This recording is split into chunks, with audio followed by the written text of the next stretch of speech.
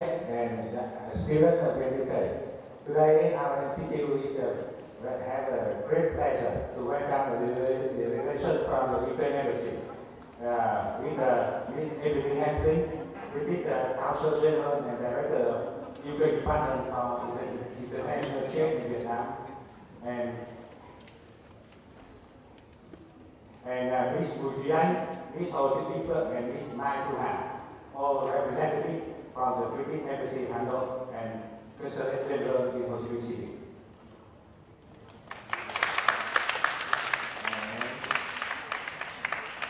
As a representative from the Đà Nẵng government, I would like to introduce Dr. Untitled Chapter, Vice Director of the Đà Nẵng Department of Science and Technology. And as a guest from our partner enterprise, I would like to introduce Mr. Hồ Quang Dũng, Chief Secretary Office of Edible Food. And from the VNUK, I would like to introduce Dr. Nguyễn Thị Nhân, Dean of VNUK Institute for Research and Education. And all many members of VNUK Institute for Research and Education. And I would like to have a few beginning words for the talk show today. You know that we just celebrated March 8th recently, and people have said that women is the half of the world, and many people argue it is the better half of the world. And that's true. I think that in the UK can relate that is the most important development period of the UK. Associated with many famous queens, like Queen Elizabeth I, Queen Victoria. In Vietnam, also the Bhutan also associated with a quite famous woman. But I think in history and current situation, women still have many difficulty and many struggles, and equality still a problem throughout the world and in Vietnam. So in VNUK, we are very happy to host this talk show. The name of this is When Women Succeed, We All Win. And you can see that is the slogan in our VNUK world. And also it's very, I think maybe by accident or maybe by design, all the leading positions of VNUK now are women. And more than half of our members and students are women. So we can offer a great perspective on this. And so that is the theme of the talk show today. I hope that the woman and also the partner of the woman can share the problem, can relate to the problem, and look at the way forward. So without further ado, I would like to invite, first of all, the welcome speech of Dr. Nguyễn Thị Nhân, the Dean of VNUK.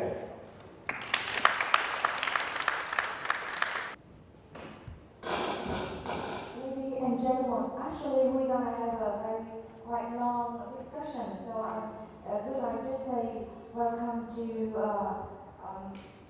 Mrs. Emily Handling, is it the right spelling?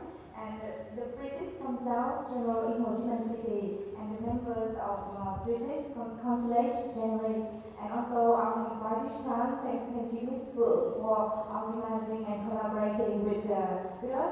And VNUK is the Institute for the Research and Executive Education. Is a member of University of Đà Nẵng and a member of one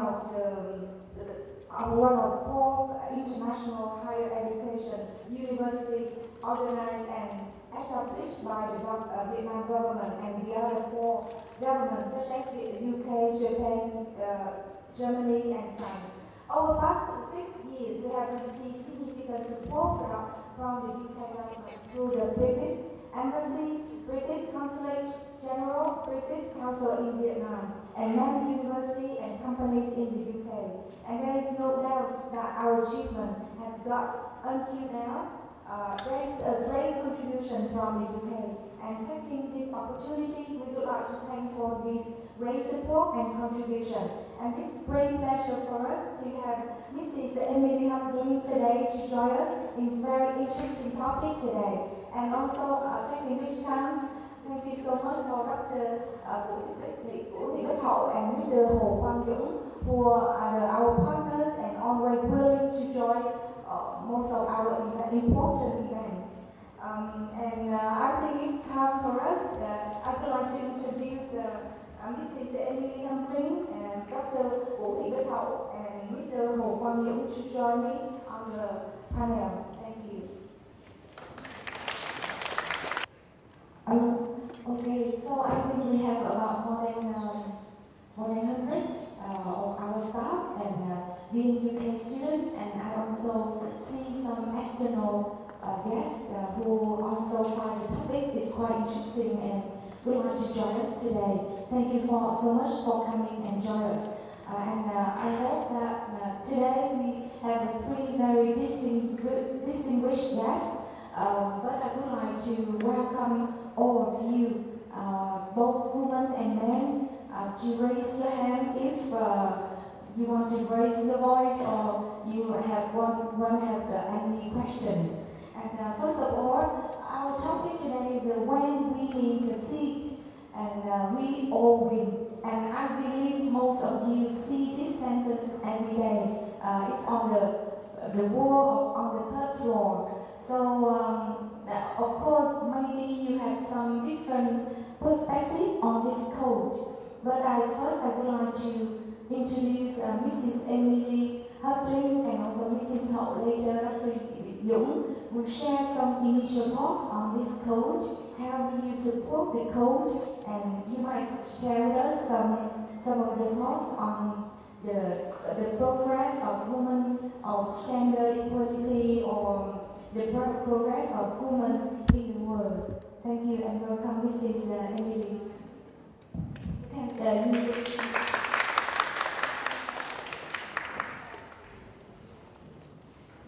So, hello and good afternoon, everybody.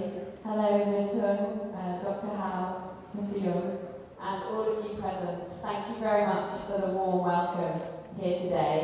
I'm Emily Hamlin. I'm the UK's Consul General in Ho Chi Minh City and Director for Trade in Vietnam.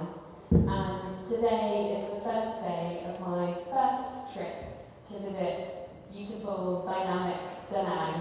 So I'm really delighted to be able to be here at the Vietnam UK Institute for Research and Executive Education as part of this very first visit.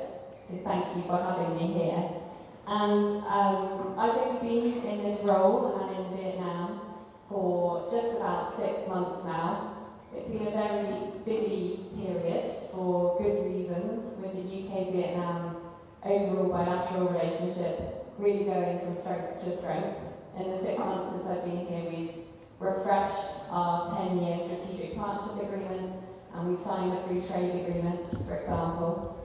But education and education partnership and collaboration is really at the heart of the UK-Vietnam bilateral relationship, so it's great to be here at this institute, which demonstrates our partnerships in education so well. And I'm particularly delighted to be here to speak on this topic. When women succeed, we all win, because diversity in general and gender diversity and rights for women and for girls is a topic that is very close to my heart and that I feel really passionately about. And it is also a topic that is right at the core of the UK's mission all around the world. And I think that is for very good reasons. Globally, 1 in 3 women and girls are beaten or sexually harassed during their lifetime. Around the world, we have 130 million girls who are still not in quality education. And we have, at the current moment, a pay gap between genders that, if it carries on closing at the rate it is today, will take 170 years to close. And under 25% of parliamentarians representing people around the world are women. So I think that's just to give you a few statistics, really, to illustrate the fact that globally, gender equality is still something that we are striving towards. And I think this has definitely been exacerbated by the very challenging year that we have had around the world with the COVID-19 pandemic, with research already demonstrating that this is having a really disproportionately serious impact on women and on girls for many reasons, because women tend to be more likely to be in temporary and precarious part-time employment, and because some of the knock-on impacts of things like school closures that affect the family and care burdens that fall on people do tend to fall disproportionately on women as well. So I think now is a really important time to act. The UK is taking action in many different areas. So around the world over the last 5 years, the UK's aid budgets have enabled an additional 8.1 million girls to go to school and get quality education. And in another field, over the last 5 years, our concerted efforts on women in business leadership have been that we've seen a 50% increase in the number of women on the boards of FTSE 350 companies, so some of the biggest companies in the world, have got more female leadership than they did 5 years ago. So that is certainly good news. And here in Vietnam, I think there is so much to celebrate actually. There's a really strong, progressive track record in terms of areas like education, where I think now it's over 50% of the tertiary graduates coming out of the higher education system are women. In terms of economic empowerment, women have great access to the labour market and high labour participation rates, and 36% of senior leadership, business leadership teams here in Vietnam are women, which is above the global average and above the average in ASEAN, although clearly still a long way below 50%. So still some work to do. And lots of legal protections here for women as well. So I think there is lots to celebrate. But here in Vietnam, as in the rest of the world, there is also still quite a bit of work to do. Women face issues as a result of gender stereotyping, as a result of sexual harassment and violence, and as a result of, for example, the impacts of expectations from society around family and work and balancing those different commitments. And here in the UK mission in Vietnam, in the UK consulate in Ho Chi Minh City and our embassy up in Hanoi, we're very much focused on playing our part to work in partnership to focus on gender equality, and it's very much a core that runs through everything that we do. But we are specifically focusing on prioritising 3 areas. The first of which is safety.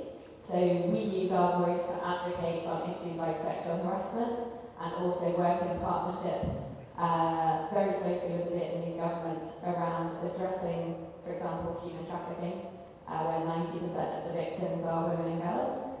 We are also very much focused on education, and as I say, there's a very positive story to tell here in Vietnam. And as in other parts of the world, we are focused on trying to encourage more women into areas that are more stereotypically male, particularly STEM subjects, so science, technology, engineering and mathematics. And for example, have just announced a scheme of STEM scholarships specifically for women to pay for them to come and study for a year in the UK. And the third area is around empowerment, so that's around supporting women in leadership. And there we're focused on a whole range of different areas, from peacekeeping negotiations to women in business. And I really, really love the slogan of today's talk, when women succeed, we all win, because I think this is a topic that matters so much, and it matters that we get it right, and it matters not just because of the 50% of the population who are women and who are directly affected, but also because of all of the men that has knock-on impacts for as well, who care about those women and their lives. And so it matters because it's right, but it also matters because it delivers better outcomes, and research has shown that again and again. So whether you're looking at peacekeeping missions, where research has shown that if you have a woman at the negotiating table, the agreements are more likely to last for 15 years or longer, or whether you're looking at business, where research again has shown that if you have a diverse leadership team that actively promotes gender diversity, they make better decisions and ultimately they make more money. So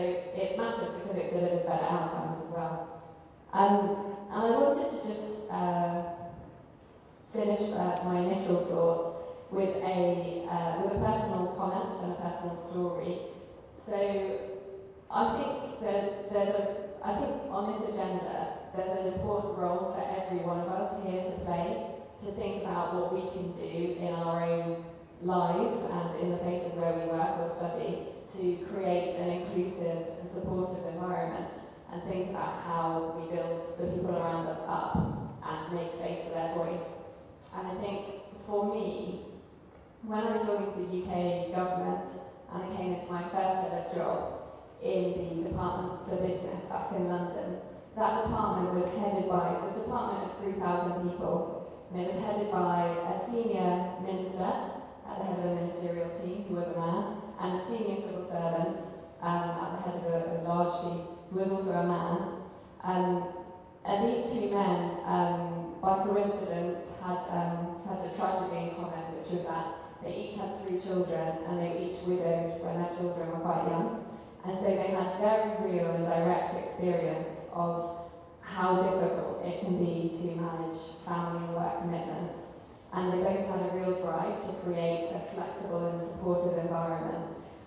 So they would do things themselves, like get up and leave a meeting that was running long, saying, it's 5 o'clock, I need to go and pick up my children, I've got to leave. And it set a culture throughout the whole department that was really transformational. And as a result, after five or so years of them leading that organisation, we had many more women coming through, and we also were delivering a lot better as a department. So for me, that really early on gave me a really helpful model of how leadership can make such a big difference in whether women can succeed, and how that does really mean that when they do succeed, we all win and we all do better. So I will leave it there, but really looking forward to hearing from the other panellists and to the conversation and hearing from you in the audience as well. Thank you so much, Emily. Thank you for the story, and thank you for very nice and impressive story you share when you was in the Department of Business in the UK. And before moving to the next member of panelists, I would like to introduce a bit about more details about Mrs. Emily Hempling for you to know. Mrs. Emily Hempling is now the British Consul General in Portman, as you know, and the Director of Department for International Trade. Emily Hempling was appointed as the consul, for ahead of taking this appointment, she was Regional Director for the UK Science and Innovation Network in West Europe and Science Counselor at the British Embassy in Paris. And prior to this posting in France, she undertook a range of roles at the Department for Business in the UK. And Mrs. Emily also have worked in Turkey, as I remember, in Nepal, in Russia. So Mrs. Emily Hempling also have a lot of experience and exposed to huge experience and in different environments around the world. So I believe you might have many related questions how I really see the role of women in different countries. And now I would like to introduce Mrs. Ho, as you know, the Deputy Director of the Department of Science and Technology. And I believe many of you met Mrs. Ho quite often at VNUK. And I remember from 2010, Ms. Ho joined the local government in the Department of Science and Technology, and I also see that how much a lot of contribution Mrs. Ho had for contributing for Nanyang City, and we are so excited to hear from you, Mrs. Ho, about women equality and your progress, your success. Thank you. Thank you very much. Sorry, I will tell you, talks in Vietnamese to express my thought on this topic is better for me. So, and also for you to understand more about me than English. So you can hear and you can help me to translate. So, you will be for xin chào tất cả mọi người. Thực ra thì cũng biết một chút tiếng Anh, nhưng mà cũng không sử dụng thường xuyên, nên là cũng không tự tin lắm để mà có thể trao đổi với cả tất cả mọi người ở đây về những cái mà suy nghĩ của mình về cái topic ngày hôm nay. Thì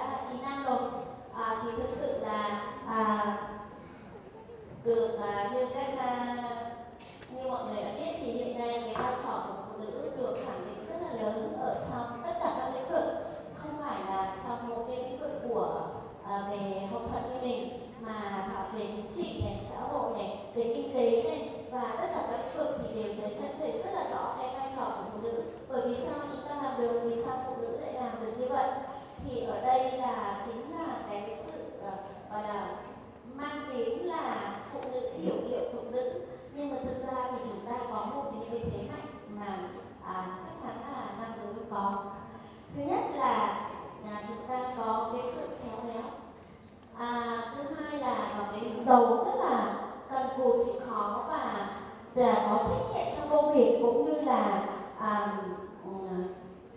tức là phải rất là can đảm. Ở đây có rất nhiều cái gương mà có lẽ là tôi không nói thì từ xưa đến nay cũng đã có rất nhiều cái gương phụ nữ có thể vượt qua những cái khó khăn để làm tốt cái vai trò lãnh đạo của mình. Thì đây là một cái ví dụ rất là điển hình cho chúng ta thấy là phụ nữ không ở đâu cũng thế, làm cái công việc gì cũng vậy và đi bất cứ nơi đâu để khẳng định được cái vai trò của mình, không phải chỉ trong công tác lãnh đạo mà trong bất cứ cái lĩnh vực nào. Thì đấy là cái mà và quan trọng hơn nữa là thực sự thì cứ nói đến phụ nữ thì ai cũng nghĩ là vai trò phụ nữ luôn yếu, rồi nó gọi là chúng ta cứ nói là sẽ có cái quyền bình đẳng, nhưng tôi nghĩ thì tất cả hiện nay thì đều có nam giới và phụ nữ đều có những cái quyền bình đẳng như nhau. Và thực sự thì chúng ta nếu như mà dù là nam hay nữ, nếu như chúng ta cố gắng và chúng ta tự việt vượt lên chính mình thì chắc chắn trong bất cứ công việc nào thì chúng ta cũng sẽ thực hiện thành công. Thì tôi ở đây có chia sẻ một chút như thế này. Bản thân tôi thì sinh ra ở một cái vùng làng quê. Tôi cũng chưa bao giờ nghĩ là sẽ thực hiện được những cái ước mơ đi ra nước ngoài. Nhưng tôi cứ học, lúc đấy cũng chưa có định hướng, cũng chưa có cái thời của chúng tôi thì làm gì có internet, cũng làm gì có những cái thông tin nhiều.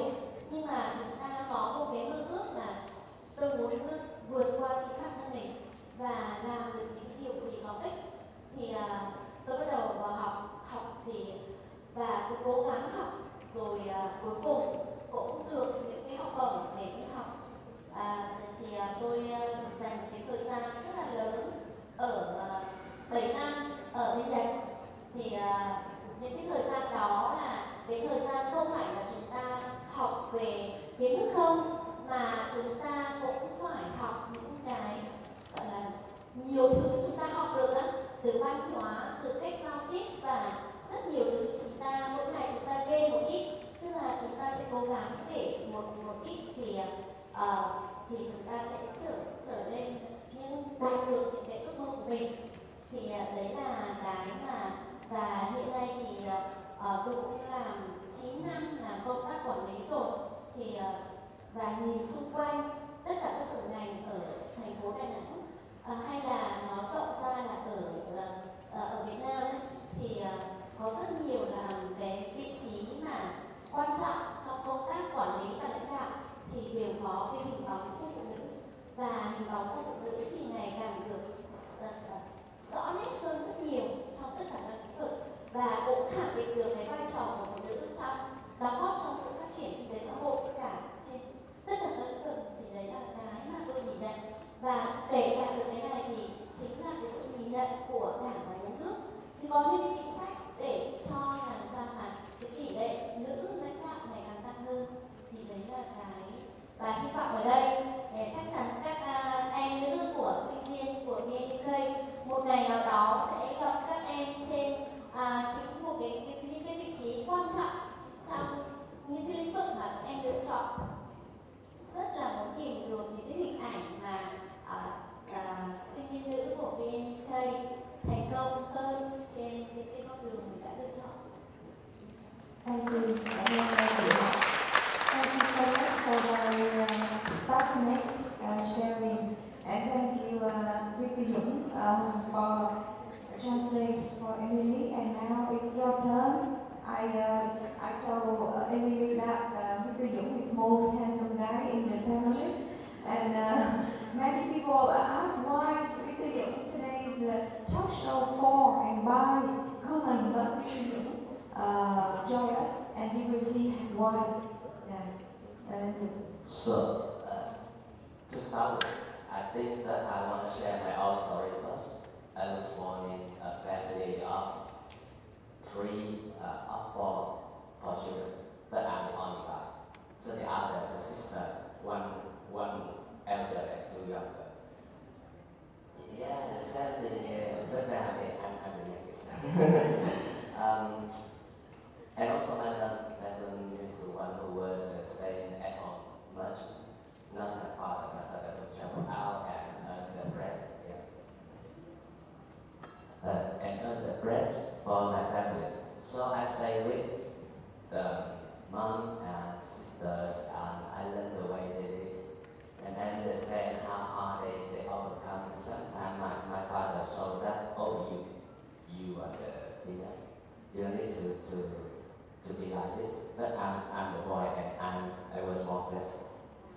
And then I grow up, I study English, so I often in the group of very little number of men, but a lot of female students.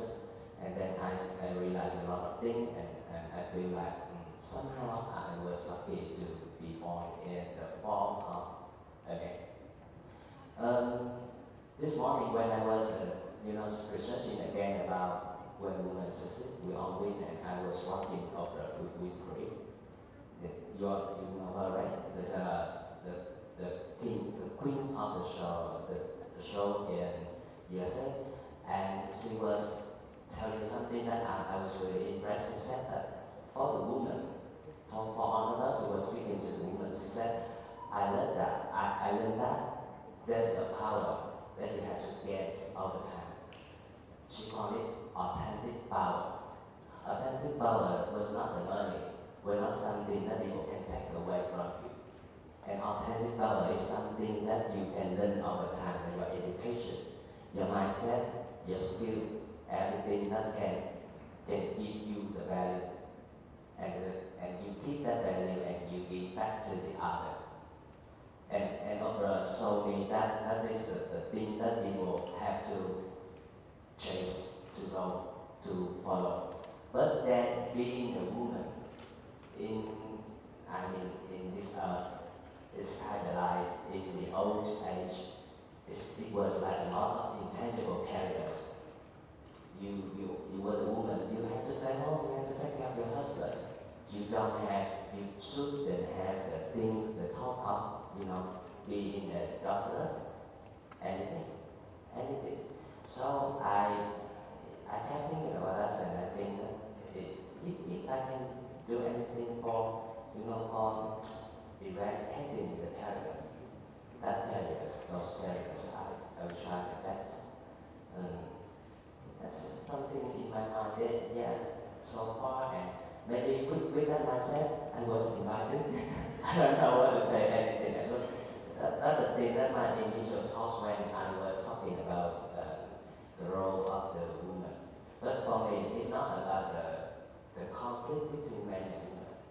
It's about how all the people in this planet to help eradicate intangible barriers, putting on the female role so far, the always says so far, and giving them the way that they can choose their own life, whatever it is. That is my initial thought. Yeah. Thank you so much, and Viện Nghiên, and I would like to introduce a little bit detail, provide you details information. Những, I think I call Những for you, most of you. So I have studied at any school or Bolivia, and that's why in the group D, block D, and that's why where most of the classmates are men and female. And with the was born and born in a family with three younger sister, right? And now he stay with us, 3 women, and that's why you have observed how can understand how the men quite luckier than women so far in the still around you in Vietnam. And to be continued, I would like Những share with us. You have 4 years to work at DNDS. You was the leader of many different projects, different business units of incubation. Also, you lead the UPSIT project sponsored by United Nations. And I would like you to share your views on how you see the girls, women in the workplace, in the workforce. Don't you think they are lit? From my perspective, somehow in Vietnam, the women still lean back a little bit. Somehow they attribute themselves. They don't attribute themselves because for their success, but rather they think that their success is more because of the luck or by someone else. And how do you see that perspective from the women, the girls around you? Thanks for the very interesting questions. To let you know that I was working for GNES, the Lanang Business Incubator, from 2016 to 2020. You know, GNES is a very young environment.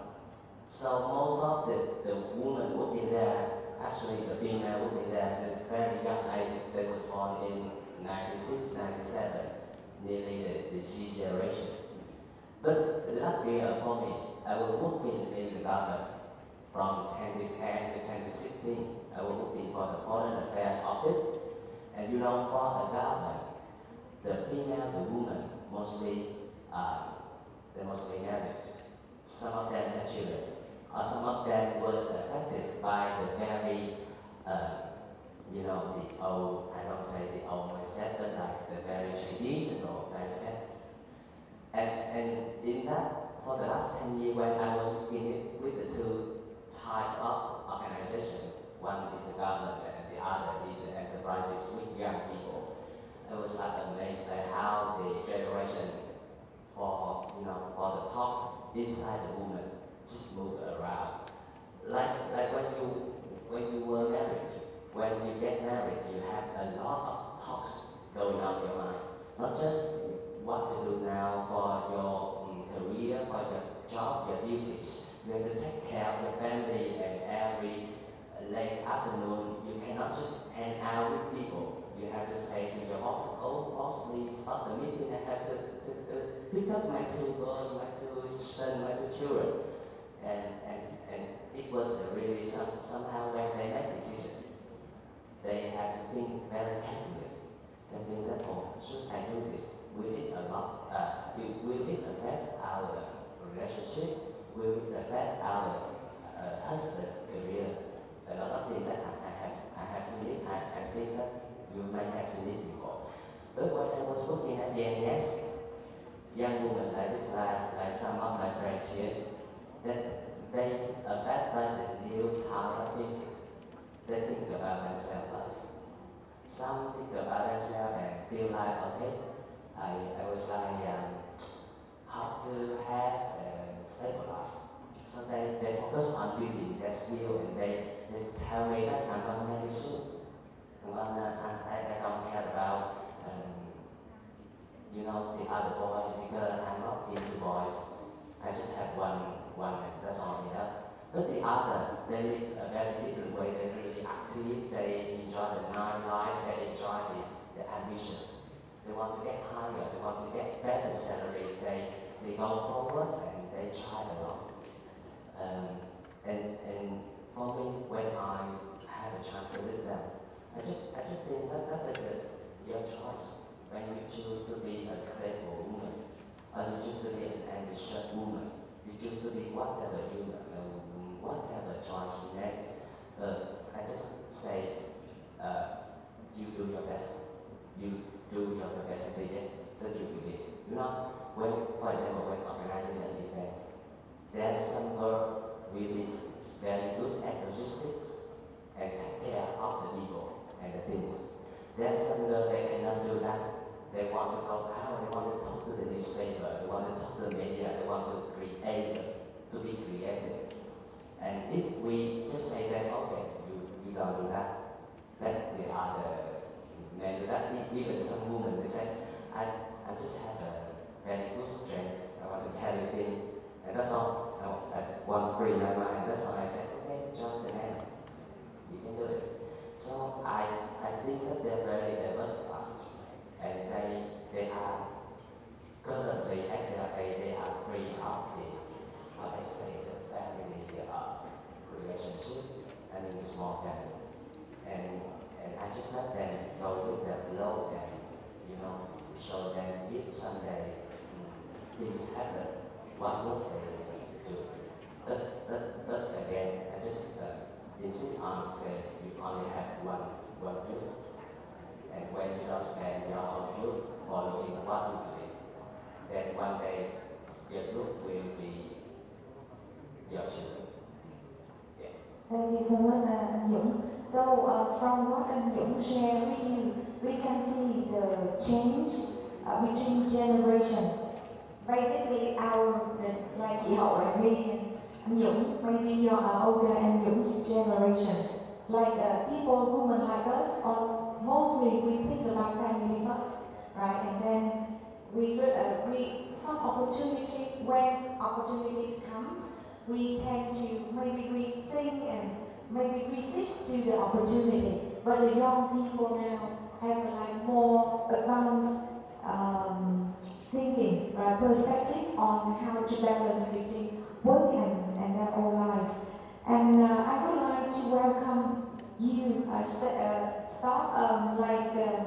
slow down, and we would like to hear from you, if any of you have any views, but different perspective on women success, or how do you see the new generation in terms of equality between men and women? Any question you want to ask anything with Dr. Hậu or Anh Dũng? Yes, welcome. There's a hands raised. Welcome.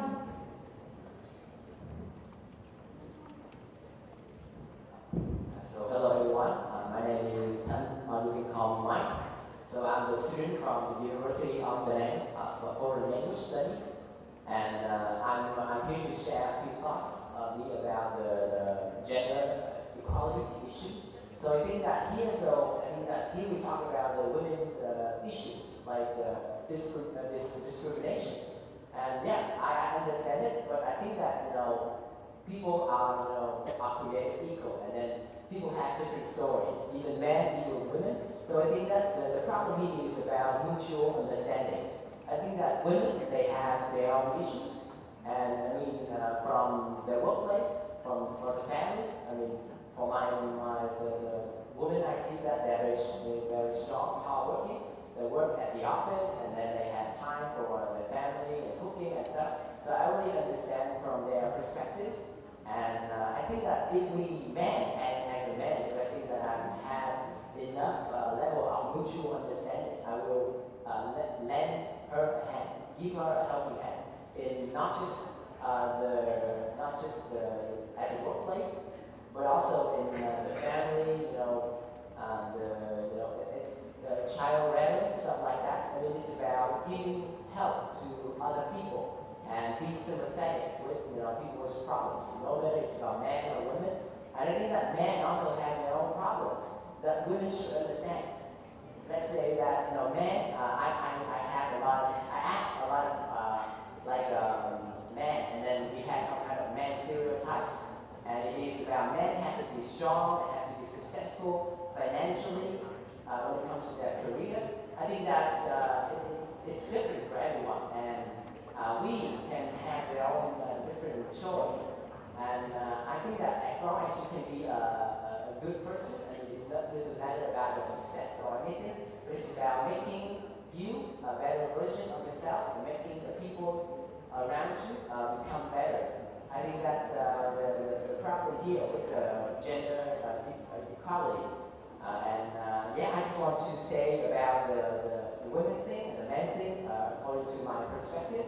So I just want to ask some of the women, the panelists, women, that I know that you have a lot of pressure at your workplace, at your home. I would just want to ask that what do you expect men to do to help you? Anything, whether it's about child rearing or it's about your professional career.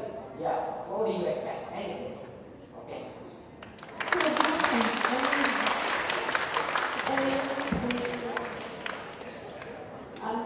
Thank you very much for the question, Tang, and also for being brave and standing up and asking the first question. And I hope we'll get lots of other questions and perspectives. Tricky questions is always good.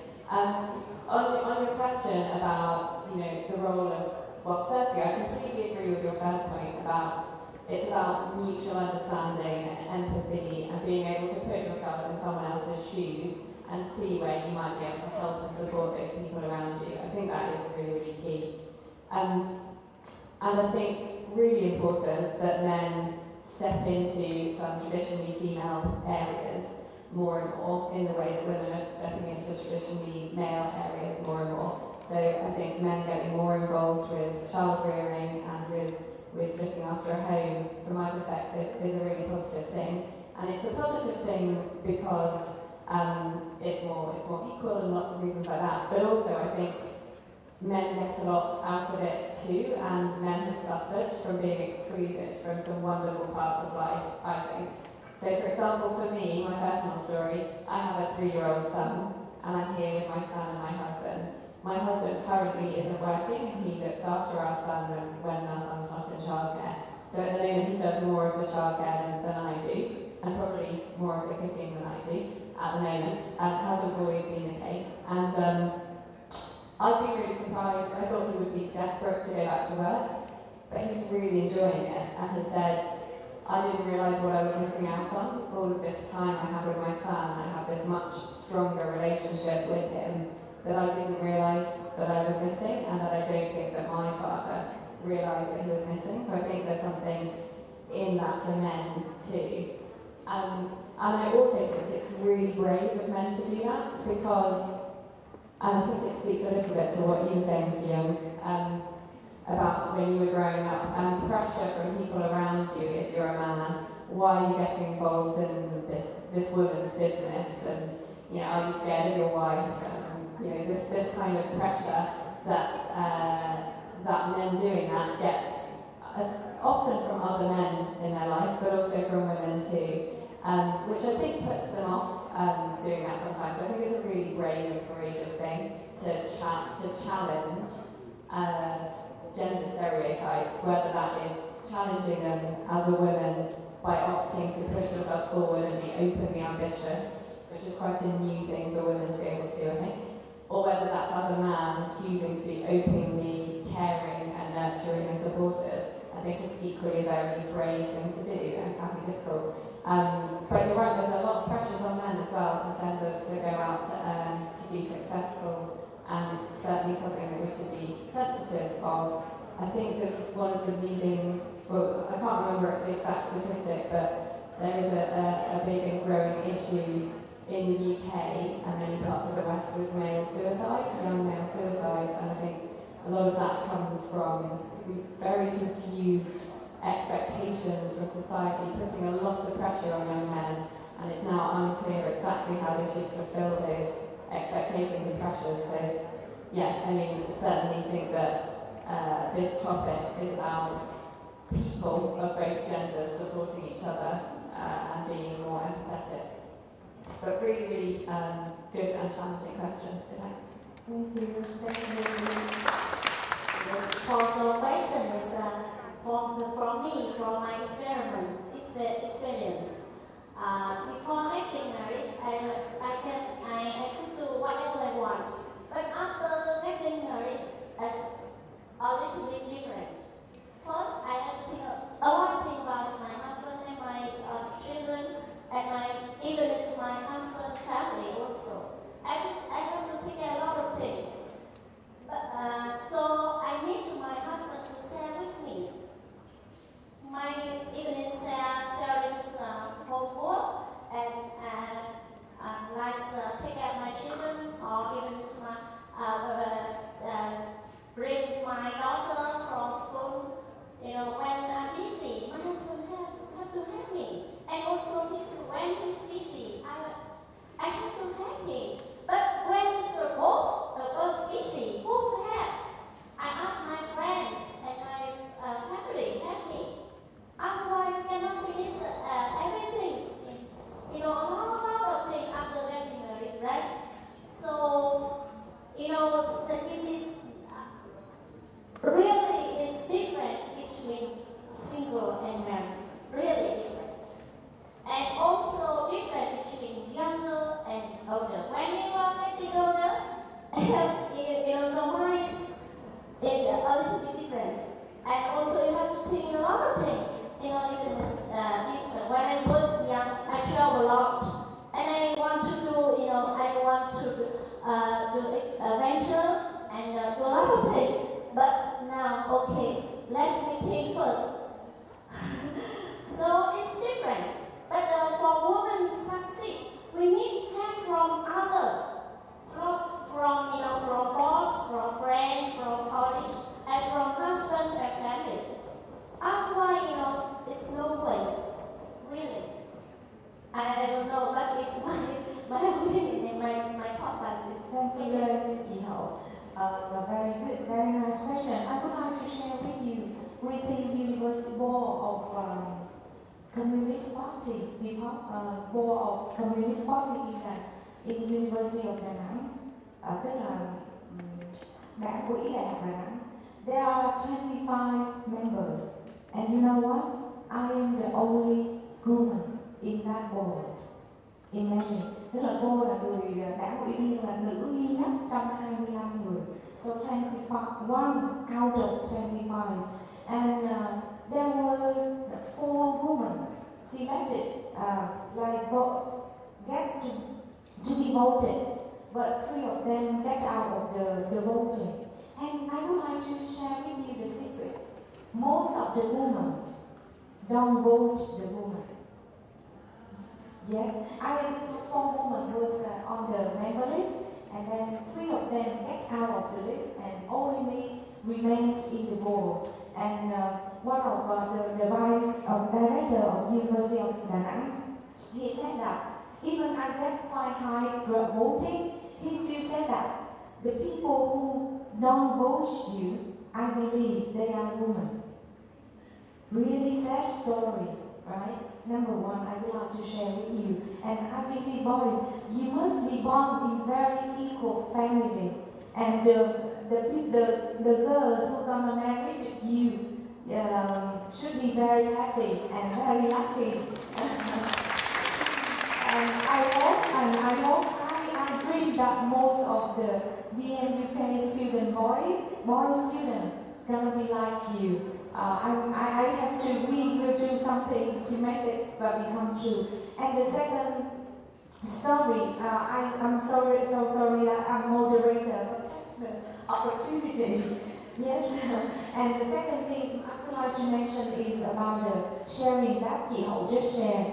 The statistics show that the women do 2 times of housework and 3 times of childcare work compared with the men. That's all the worldwide statistics. Có nghĩa là nam hoặc là nữ làm gấp đôi công việc gia đình housework của nam so với nữ, and 3 times compared with the men, the child care work. So and the last thing is the opportunity to do what they want. I agree with Emily and chị Hậu that it's not we would like to be balanced, to be like men. We would like to be the woman, but we would like to have opportunity to do what we want, like you would like to do what you want. That is the equal, right? Yeah. So thank you so much for the question and the sharing of memories. I would like to welcome one more question. So very nice and very interesting question. Yes, welcome.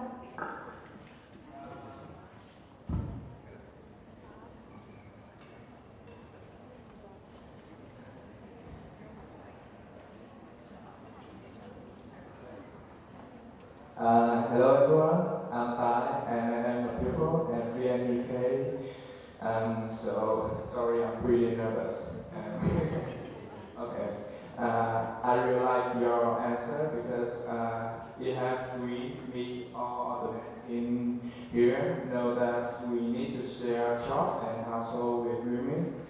But I think that I don't hear what you mentioned about the feeling. Some women need to share the feeling with men, like anh ơi, hôm nay em hơi mệt. Yes.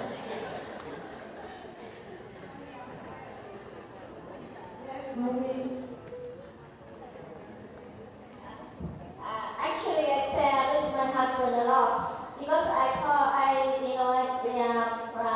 always think my husband is my friend. So I share with him my work and my feeling and everything I share with him. So something he cannot help me, but at least we can share.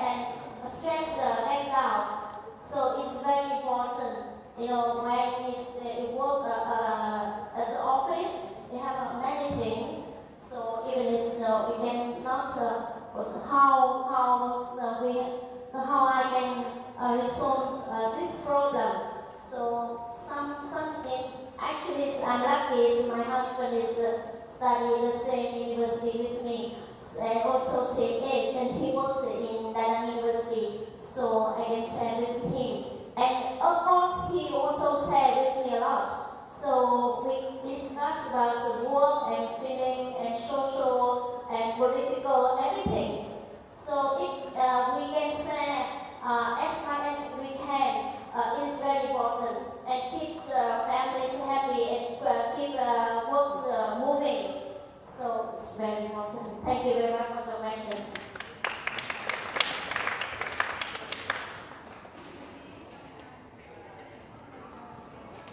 You know, one thing that most of the people respected me, most of them think that I'm married.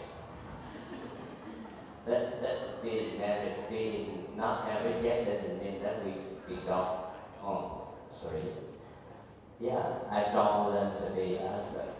I think about every action that I can make, everything that I can say, every like Tim says, that is a very good man because he always thinking about being a man, sharing with a woman.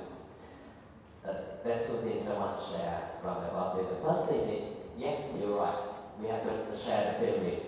It's not also, I think it's utterly,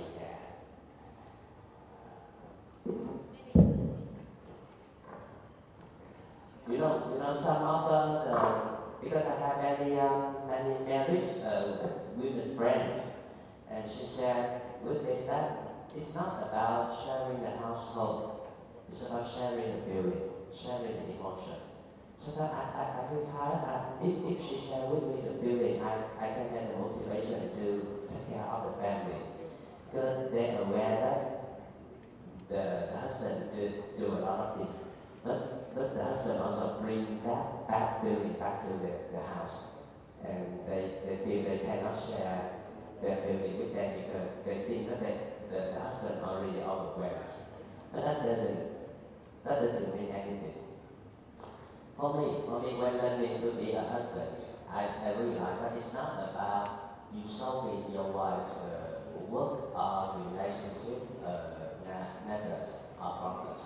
It's about you be there.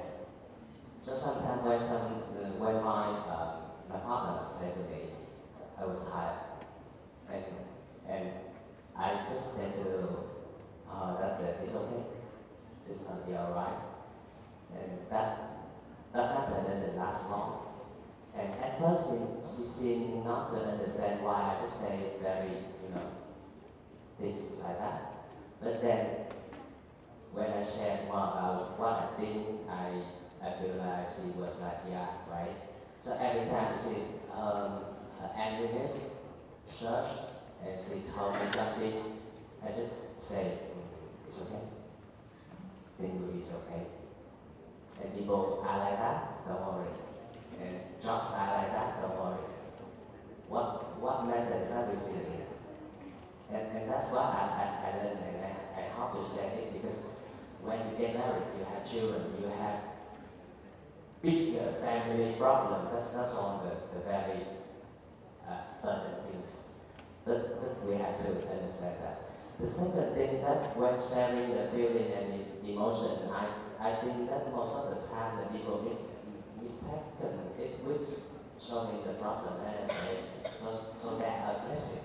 They try to get, in this situation you have to, when you taking your job home, it doesn't happen, didn't happen. So I just want to share that opinion. Maybe we have other ways, but it's okay to feel, as long as the two of you feel better, that's good enough. Yeah.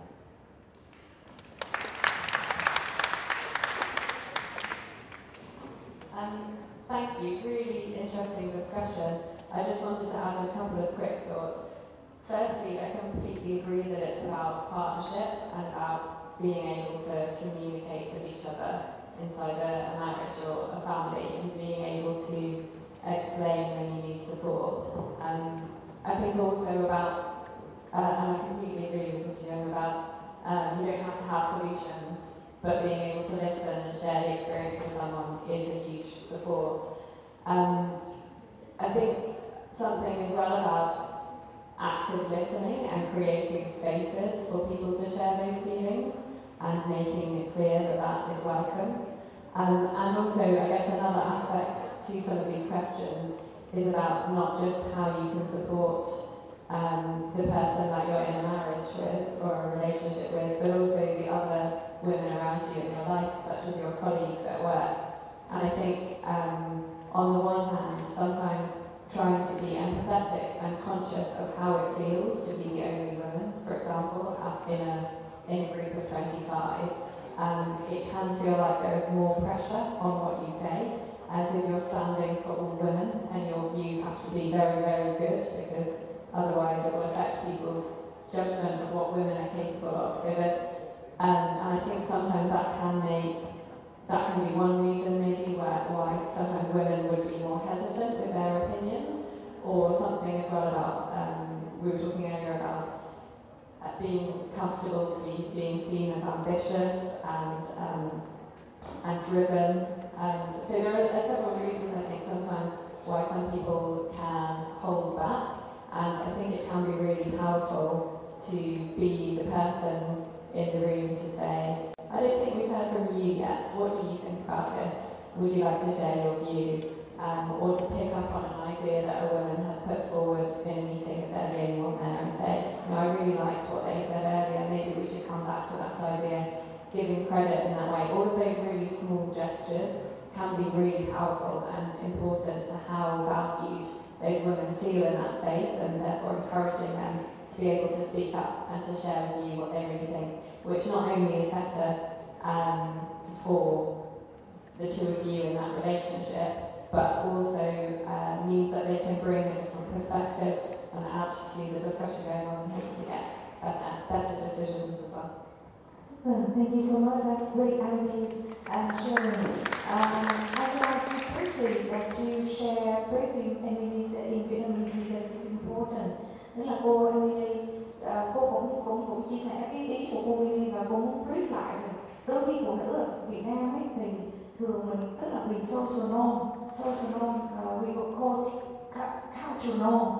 We don't look at the woman if they are too ambitious. Tức là nhiều khi là bản thân nam giới mà khi họ thấy nữ giới mà kiểu tham vọng quá hoặc là mạnh mẽ quá thì họ cũng có một cái gì đó không thân thiện, không thiện cảm. Đó là cái bạn hỏi là what do you want? You ask what we expect you to do, you the men to do. Có nghĩa là đôi khi là từ bản thân cái điều đó nó cũng đến từ xã hội và đôi khi là nó đến từ, như cô nói là đến từ chính bản thân họ. Ví dụ khi hỏi có ai có ý kiến không thì thường là nam giới sẽ có ý kiến, hoặc khi tức là họ thường phụ nữ họ thường hold back lại, tức là họ sẽ rụt rùi hơn, họ nghĩ thôi để cho nam phát biểu trước. Thì ý của cô muốn nói là vừa là vì một nguyên nhân là vì xã hội nhìn nhận là người phụ nữ như vậy, và thứ hai một nguyên nhân mà nó giảm cái cơ hội của phụ nữ đó là chính bản thân họ, là bản thân họ cũng chính là cái rào cản. So the woman maybe the barrier comes from the woman first because they hold them back, right? And và cô Emily muốn nói rằng các bạn nam ấy, ví dụ như đôi khi nếu như các bạn mà rất là tinh tế thì ví dụ như trong phòng có những cái bạn nữ mà chưa có ý kiến thì nếu bạn là nam leader hoặc là boss nam thì bạn nói là ồ tôi chưa có nghe bạn gì đó, bạn lên bạn trang gì đó ý kiến, em có ý kiến không, em có suy nghĩ gì không, rồi thì cái cách đó sẽ ngày càng empower cái cơ hội và cái sức mạnh của phụ nữ. Thank you. I would like to encourage and enhance on your perspective and so many questions so raised up to us, but I would like to pick up one very related to our special woman is what are the women's role in science and technology. So I think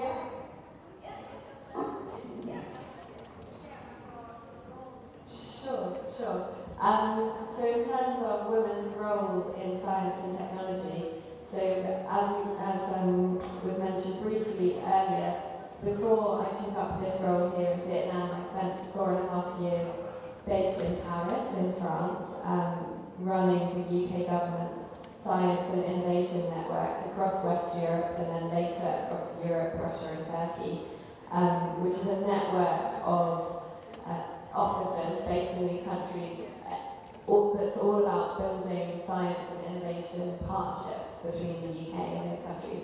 And before that I worked in the Department for Business and Innovation and Skills and Science, so in the policy science space as well. And in terms of the role for women in science and technology, I think there's a huge role for women to play in science and technology, and a really important one. Science and technology is moving really quickly now, and it is shaping the way that the future will be for all of us. The types of jobs that we'll have, the ways that we'll live, are being shaped by technology. And at the moment, the thing that really concerns me is that globally there is a real lack of women getting involved. So, for example, in ICT, globally, only 3% of ICT graduates at the moment are women, and I think in maths it's about 5%. And this is a really big problem, because technologies are being designed using only half of the perspectives of the people in the world. So, to give you some concrete examples of why that matters, if we look at something like artificial intelligence, so computers are learning to absorb lots and lots of information and suggest to us what the answers are, which is incredible and will save us a huge amount of time from areas like medical diagnoses through to recruitment in different places of work. But at the moment, the programs are being written largely by men, and the data being put into them is from a world that was largely dominated by men. So the risk is that with the technology we're baking in discrimination and we're baking in gender inequality in a way that will be quite difficult to unpick in the future. So with recruitment, there are now artificial intelligence-driven programs that scan all of the applications that you get and suggest to you the 10 that you're most likely to want to recruit. The problem is it's based on historical data where you tended to recruit men, and therefore it suggests that you should recruit men again.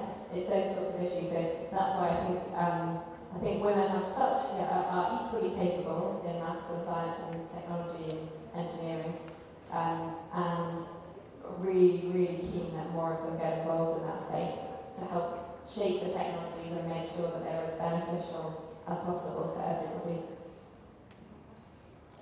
Yes, I was working in science and technologies.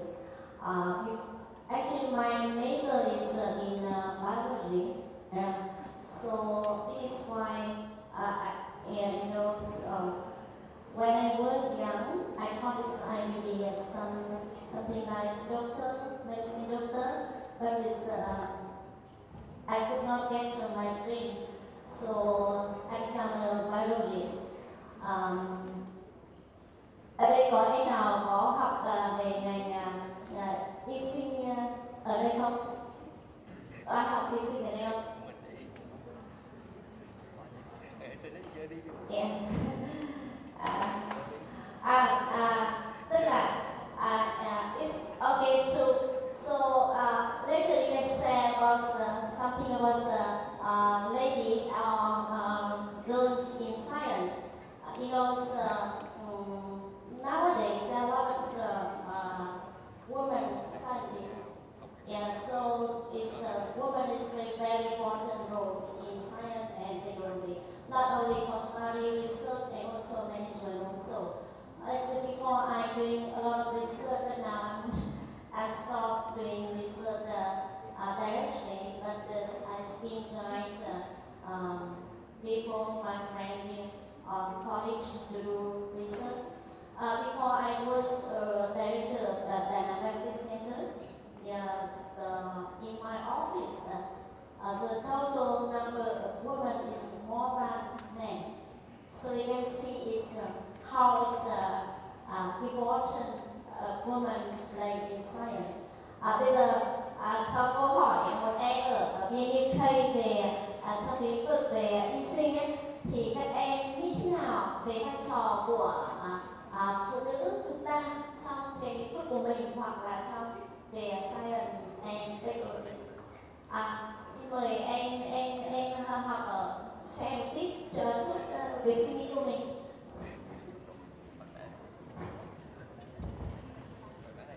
From my perspective, I think, well, actually, I think everyone, women or man, they have the same role or the same importance in each and every job we're taking. So when talking about the terms of science and technology, I don't think there are any differences between like what a woman can do and what a man can do. So, I don't know, I just think that if a crew, we have different points of views, like from different points from women and men, maybe we can develop the job or the project into a better way rather than just hear from one perspective. Yeah, that's just what I think. Thank you. Yes, and same, I think we encourage more women in science and technology. Any student in IT, in computer science, the girl, any girls in computer science around in the room? Yes? How do you feel when you fit into a class with most are men, are boys? Cho mình sẽ thấy tới cái việc nha. Thì thật ra thì em không phải là sinh viên ngành khoa học máy tính của VNUK và em học công nghệ thông tin ở Bách Khoa.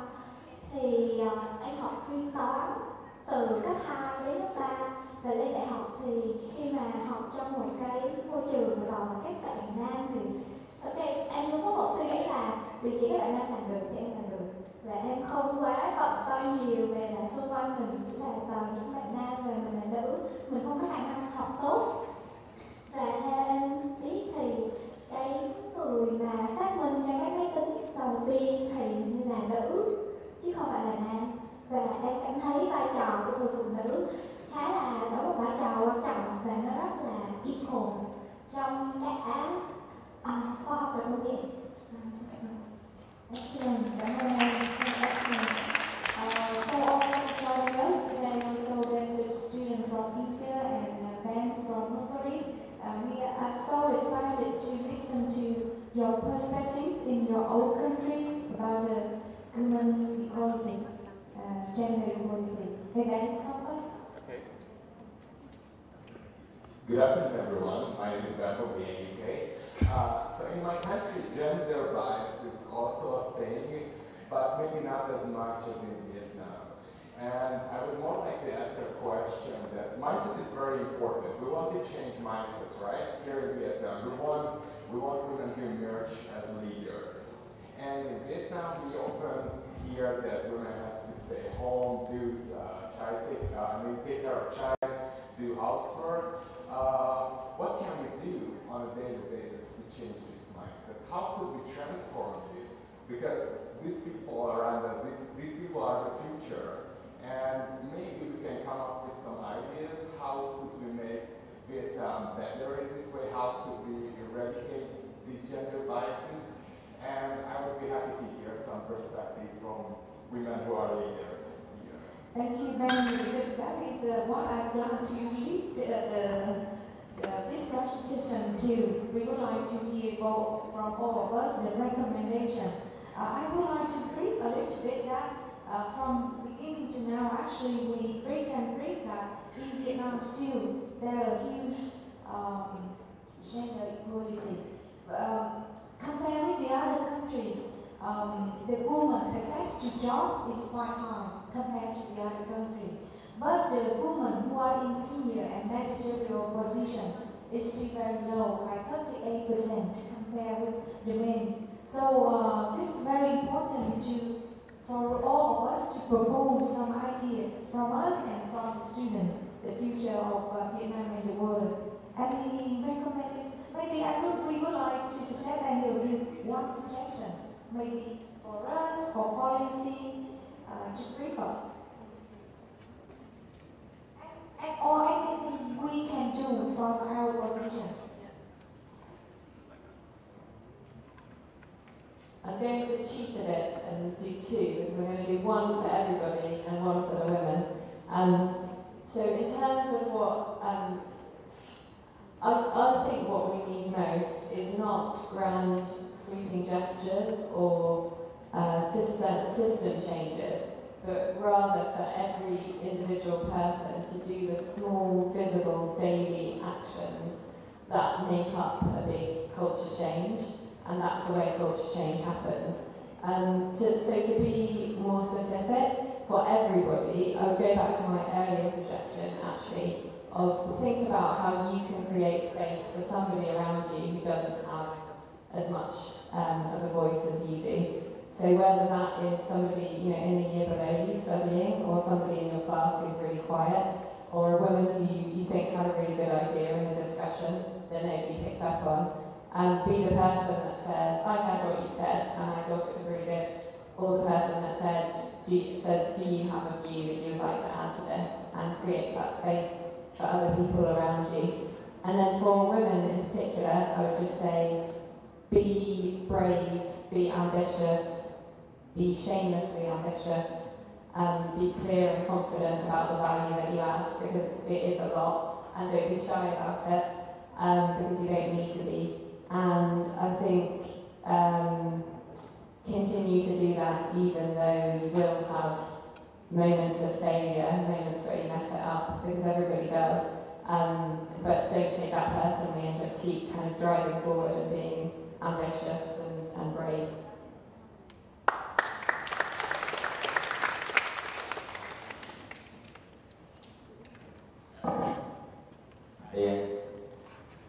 In my opinion, from my point of view, if I can suggest something to boost the women leadership for the society, I think there should put higher concentration and emphasis on the women who really did it, like Mary Curie. She did herself. She did herself to be the two-time winner of Nobel Prize. And then right now in Women in STEM, there was a movement, there had been a movement to boost the women in STEM. And my current boss is a woman. She is an IT company. And people keep talking about her, saying that this is the model. And one morning that she has 2 children, and her husband working for her as CTO. So it's like she needs everything. And this morning I asked her, being a woman leader in IT session, what is the feeling? I just want to share, because this is very important. The first thing is setting that the gender prejudice. Because people think that IT is for men, logic is for men. Who are you to talk? Like some people think that and still in the IT session, in the IT area. So like she can overcome that and she just go with it. The second thing that she plays that, being a leader means you have 2 families. If you're just a woman and you have a job, and you have 1 family to take care of, that's all fine. But being a leader, you have 2 families. And you have to take care of the 2 families very carefully, because the employees are your children. They're hungry, you hungry.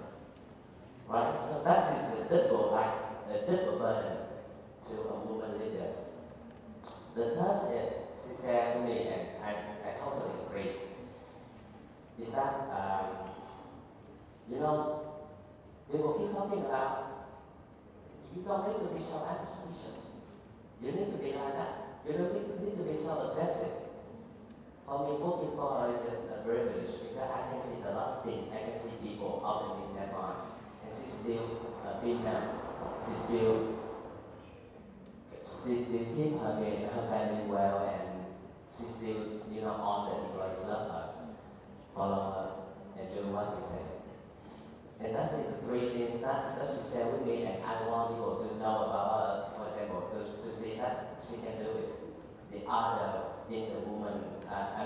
other women in the history can do it, like Sarah Sandberg of Facebook or Michelle Obama. She actually links herself a lot. So I think for society, you would emphasize on models. For yourself, the woman, you would emphasize on you.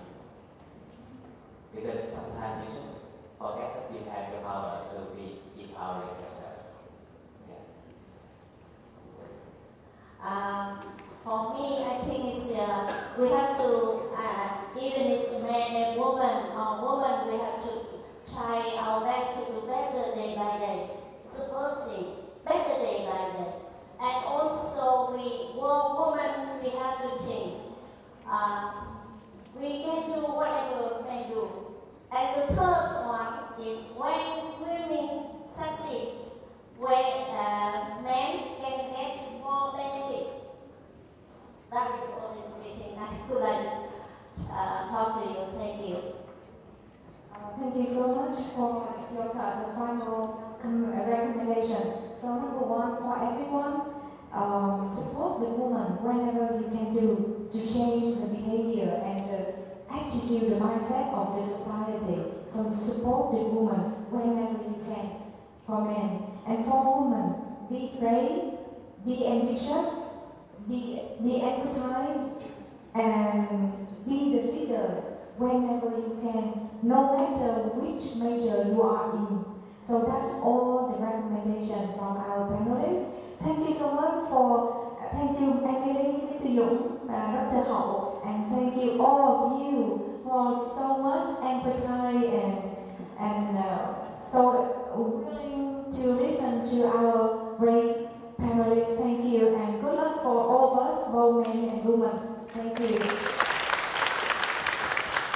Thank you. And now we have some gift flowers for panelists. Yes.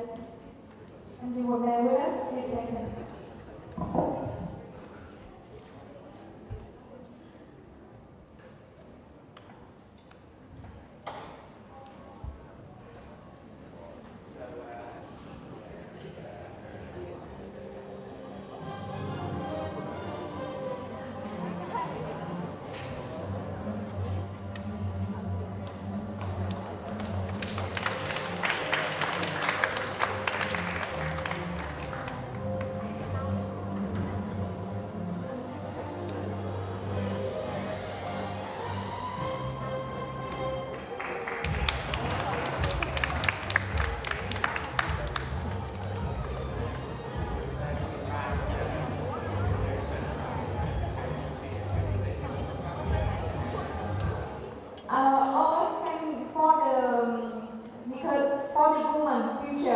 For the success of the world, please come to join the group photo, because when you are here, you are ready for women and for the beauty of the world. Thank you. Please come.